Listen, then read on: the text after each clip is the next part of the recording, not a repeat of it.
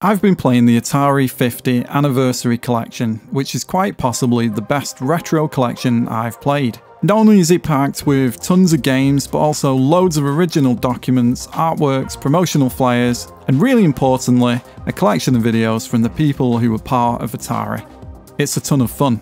And once you've explored all the content, the games are what will keep you coming back. So here's my thoughts on the 5 Atari 50 games that keep me coming back.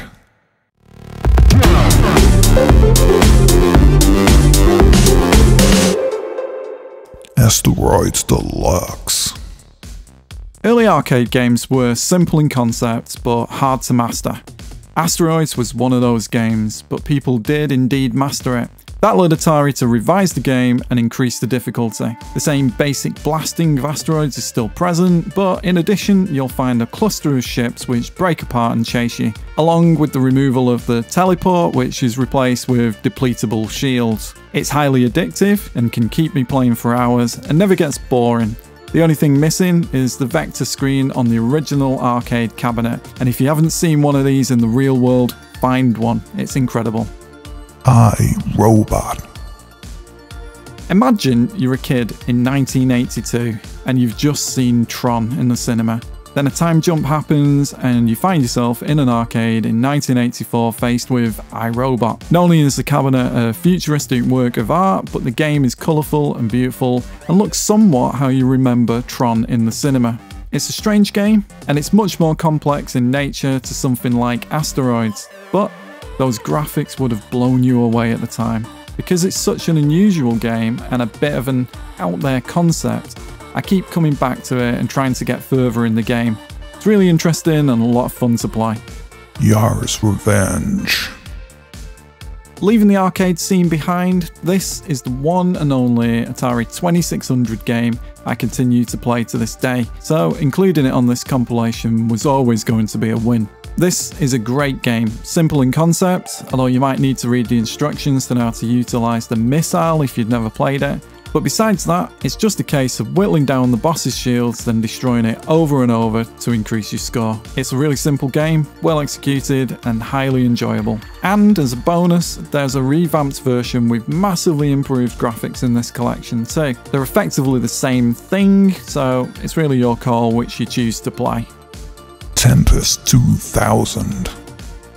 I remember when the Atari Jaguar launched in the UK. This was one of the games I thought looked really impressive. The Jaguar was unfortunately a sales failure in the UK and I didn't know anyone who owned the console. I actually ordered a Jaguar by fax, yes fax, in a stock clearance after it had failed, but I guess the fax never got through as I never received the console and I never got charged for it, so I never got a Jaguar. Getting this collection was the first time I played Tempest 2000, and it's a massively updated version of the original Tempest, with graphics that would have been highly impressive back in 1994. There's also a Tempest 3000 out there on the new on DVD players, which refines the gameplay further, but I'm never buying one of those just for this game. I do love this game. It's fast-paced, pretty difficult, and just keeps upping the speed and difficulty until you fail, and that just doesn't stop me, otherwise it wouldn't be on this list. Vector Sector. My final choice is a full-on medley of several games. Vector Sector effectively combines Asteroids, Lunar Lander, Battle Zone, and Tempest into a fast-paced and original remix of these arcade classics. It makes full use of modern controls while offering a glimpse into the vector-based games which are its inspiration. And somehow, even in this modern world of highly detailed graphics, the simple wireframe models all look incredible. There's just something enticing about vector graphics that holds up today. Put simply, Vector Sector is the game that will keep me coming back to this collection forever. It's pretty tough, but fair, and each time I play, I improve just enough to want to play again. It's never annoying, with a fantastic rhythm and flow to the gameplay. And did I mention I think it looks fantastic? I want to see more games like this. So those are the 5 games that I keep coming back to. Honestly, I think I would be willing to pay £30 just for Vector Sector alone. The only slight bugbear I have with this collection is the removal of Link's classic Warbirds. It was announced but wasn't present in the final collection. Now that's a fantastic game I played to death back in the early 90s, so I'm more than a little sad it isn't here in the final collection. For the £30 I paid for the Switch version of this game, and for anyone interested in some Atari history, this is a package well worth your time. So, have you played this collection?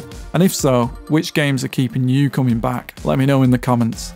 And if you enjoyed this video, a like, share, or subscription to the channel is very much appreciated. Thanks for watching, and I hope to see you again soon.